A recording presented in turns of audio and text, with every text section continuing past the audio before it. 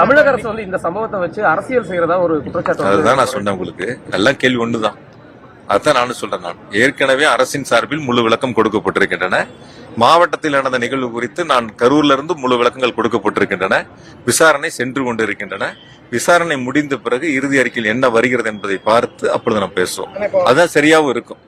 ஒவ்வொரு கருத்துக்கள் ஆனா பொதுவான ஒரு கருத்து மட்டும் நான் நேற்று கூட ஒரு நண்பர்கிட்ட கேட்டேன். உங்களை போல ஒரு பத்திரிகையாளர் என்கிட்ட கேட்கும் போது கேட்டேன், அரசின் மீது கேட்கக்கூடிய கேள்விகள் அது வந்து அந்த இன்னொரு பக்கம் அந்த கேள்வியே திரும்பி போக மாட்டேங்குது அப்படிங்கறத என்னுடைய கருத்தை நான் அவர்கிட்ட சொன்னேன்.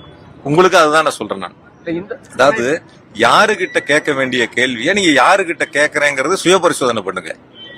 யாருகிட்ட அந்த கேள்விகள் கேட்கணும்? ஏன் 7 மணி நேரம் லேட்டா வந்தீங்கன்னு கேட்டிருக்கணும்.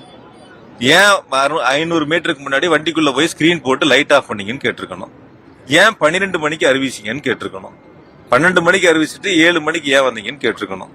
டிசம்பர்ல நடக்கிறது எதுக்கு அட்வான்ஸ் பண்ணி வந்துச்சுன்னு பல கேள்விகள் இருக்கு.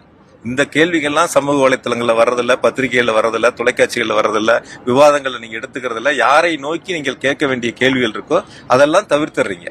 ஒரு கணம் நீங்களா உங்களை சுய பரிசோதனை பண்ணி பாருங்க. உங்களுடைய செய்திகள் வரணும், உங்களுடைய தொலைக்காட்சிகள்ல முன்னாடி வரணும், செய்திகள் விரைவா போகணும் அப்படிங்கிறதுக்காக இருக்கக்கூடிய யதார்த்த சூழலை எடுத்து சொல்ல வேண்டிய கடமை நம்மகிட்ட இருக்கு. இருக்கா இல்லையா? பொறுப்பு நம்மகிட்ட இருக்கு. அந்த பொறுப்பு என்ன நடந்துச்சு, எப்படி நடந்துச்சு, இதுல யாரெல்லாம் இருக்காங்க, யாருகிட்ட யாரு ஒரு கேள்வி என்கிட்ட கேட்டா எதிர்முகாம்ல இன்னொரு கேள்வி கேட்கணும்ல. அந்த கேள்விக்கு அப்புறம் என்கிட்ட பதில் கேட்டா பரவாயில்ல. ஒரே தரப்புல உங்களுடைய கேள்விகள் மட்டும் இருக்கு. இன்னொரு தரப்புல கேள்வியே இல்லாம இருக்கு.